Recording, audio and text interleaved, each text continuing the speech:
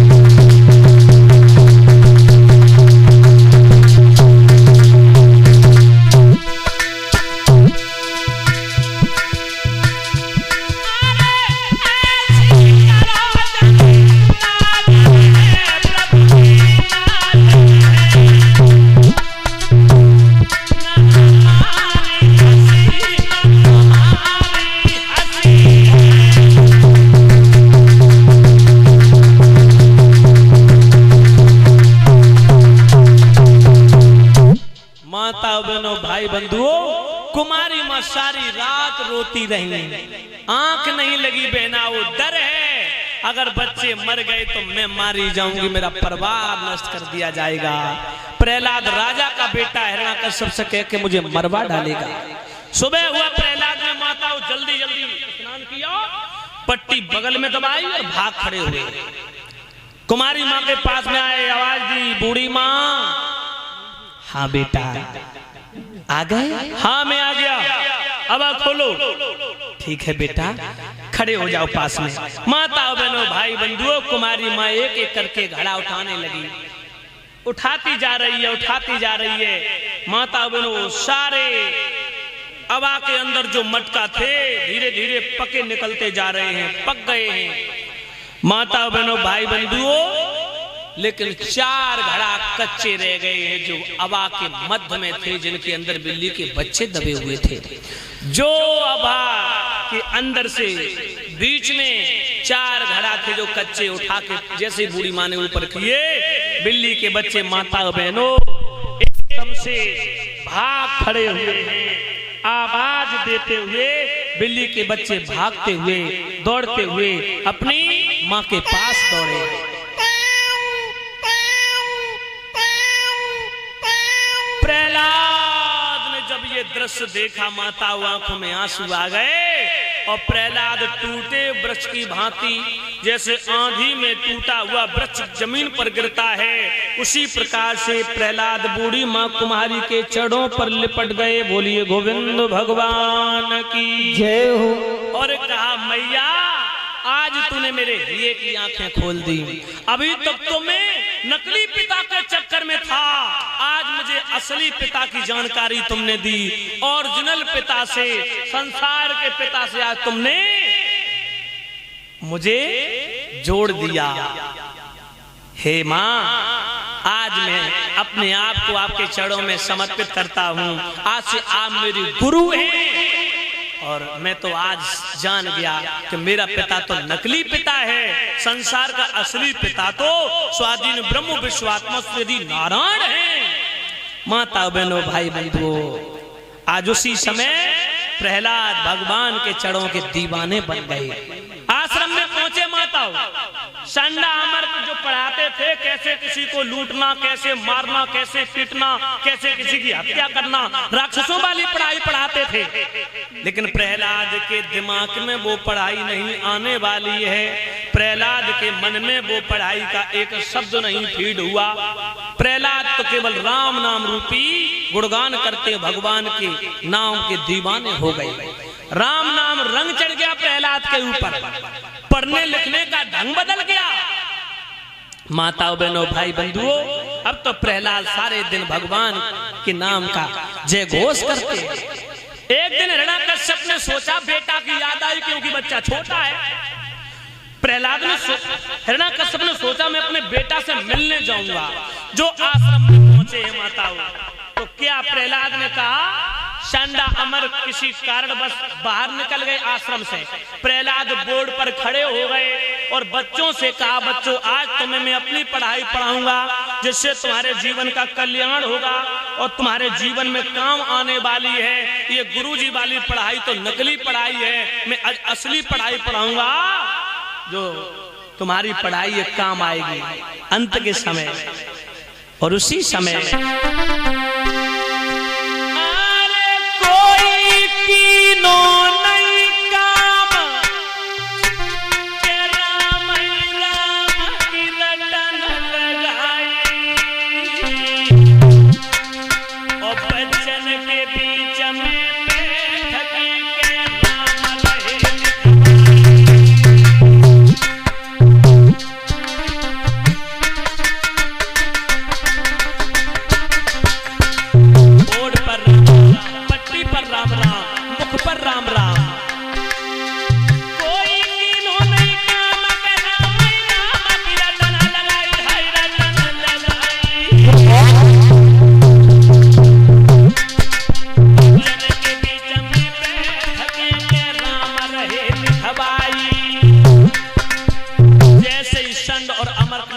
देखा होश बिगड़ गए।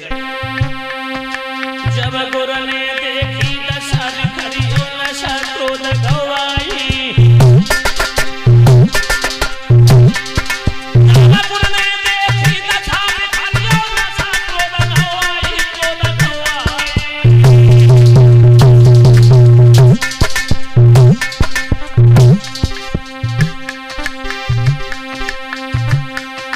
सोई आश्रम में पहुंचे गुरुजी प्रहलाद को रहे धमकाई। आश्रम में पहुंचे गुरुजी प्रहलाद रहे धमकाई।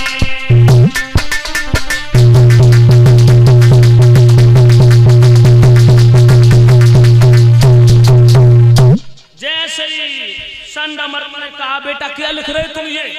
और तब तक हिरण्यकश्यप इधर प्रहलाद को संड अमर्क धमका रहे थे। हिरण्यकश्यप का प्रवेश होना, इधर संड अमर्क का प्रहलाद को धमकाना। प्रहलाद ने जो पट्टी पर राम राम नारायण का नाम लिखा, माता बहनों भाई बंधु, जो हिरण्यकश्यप ने देखा, कहा, गुरुजनों ये क्या स्वांग बना रखा है तुमने? मेरे साथ इतना बड़ा धोखा, इतना बड़ा विश्वासघात।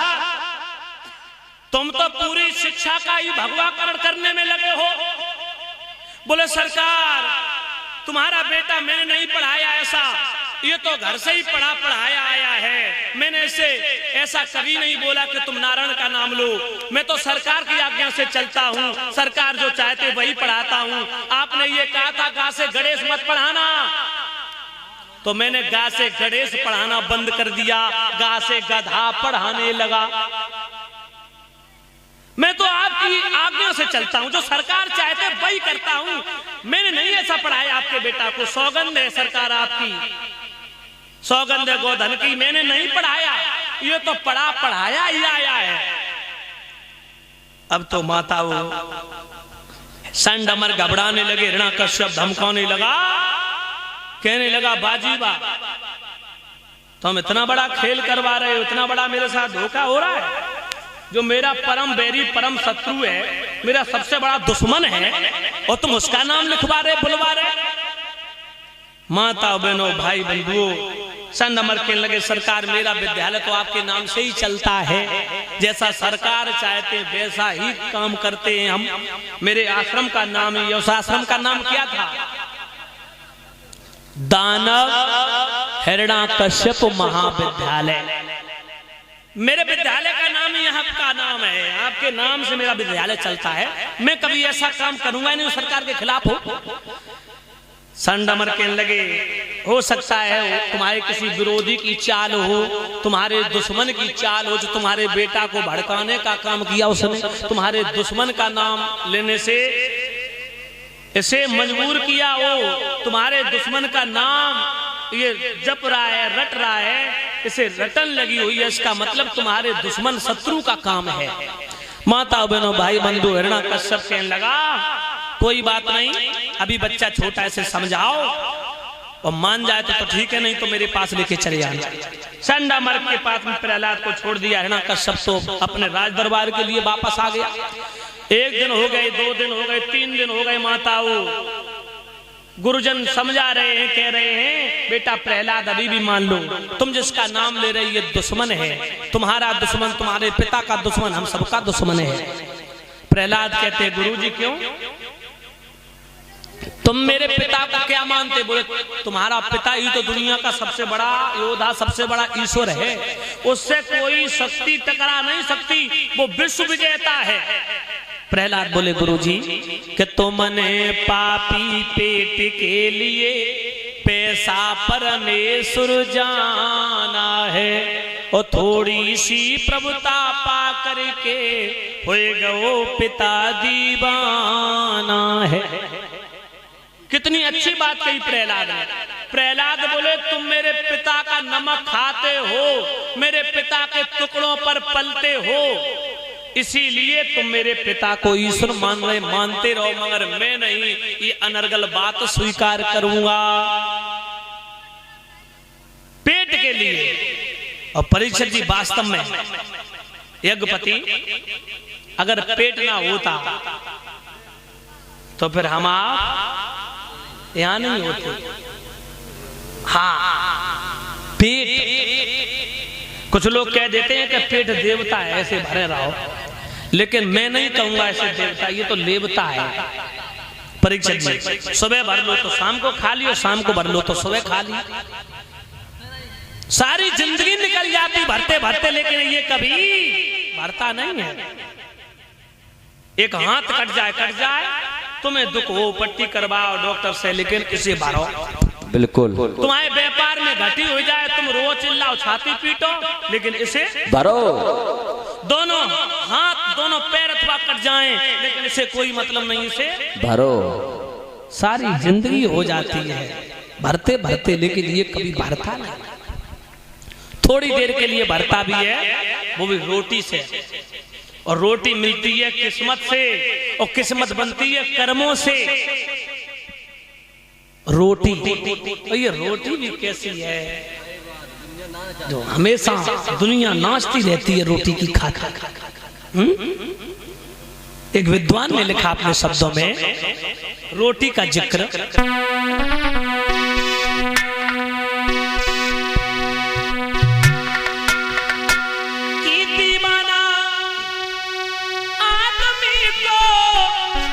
बनाती है रोटियां,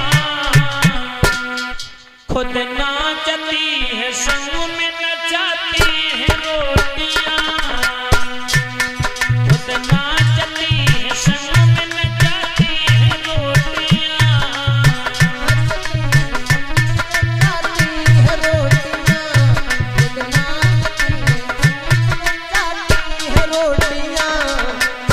माता बनो रोटी का काम होता नाचने का। आप लोग करती हो ना, पहले तो हाथ पे नाचत है, फिर फटा बेलना पे नाचत है, फिर तवा पे नाचत है, फिर चूल्हे में नाचत है। नाचती क्या नहीं? हाँ। रोटी के पीछे कौन क्या काम नहीं करता, रोटी के पीछे इंसान झूठ बोलता, रोटी के पीछे पानी भी कुएं का बेचता, भाई का दुश्मन भाई है रोटी के लिए, पंजी कहीं पे अन्यायी है रोटी के लिए, बहू सास में लड़ाई है रोटी के लिए, सास में लड़ाई है रोटी के लिए,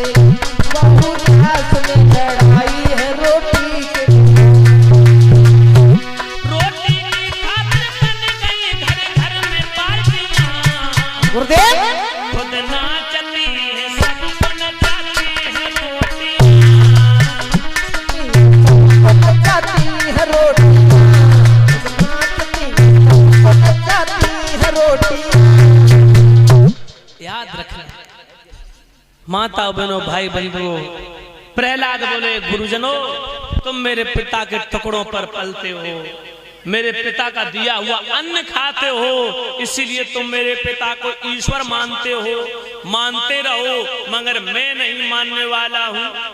संत अमर्क बोले ऐसा करो भावई निकालो आश्रम से, नहीं तो खुद मारा जाएगा, हम तुमको भी मरवाएगा। ये हिरण्यकश्यप बड़ा कठोर दिल का है, बड़ा क्रोधी है, वो मार देगा।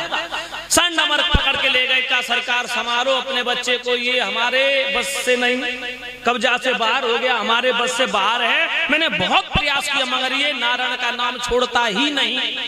संत अमर्क से का प्रहलाद को गोद में बैठा करके हिरण्यकश्यप ने प्रहलाद को गोद में बैठाला, कहा तुम जाओ, अब मेरी जिम्मेदारी मैं अपने बच्चे को समझा दूंगा। कहा बेटा, हाँ पिताजी, तुम जिसका नाम ले रहे हो, जी पिताजी, वो हमारा दुश्मन है, तुम्हारा दुश्मन है, हम सबका दुश्मन है। प्रहलाद कहने लगे पिताजी एक बात मेरे समझ में नहीं आई, मैंने ये तो सुना है कि इंसान का दुश्मन इंसान होता है, भगवान नहीं। नर का दुश्मन नर हो सकता, लेकिन नारायण नहीं। कि रावण काहू मारे हैं ऐसे भोले राम,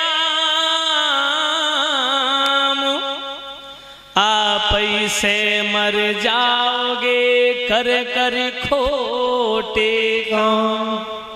याद रखना, भगवान किसी को मारते नहीं, ना भगवान किसी से ईर्ष्या रखते हैं।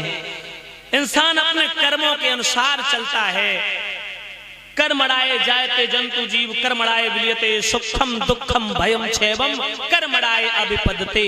सुख भी कर्म से मिलता है, दुख भी कर्म से मिलता है। हान लाभ जीवन मरण यश अपजस विद हाथ, ये 6 चीजें तो परमात्मा के हाथों में हैं।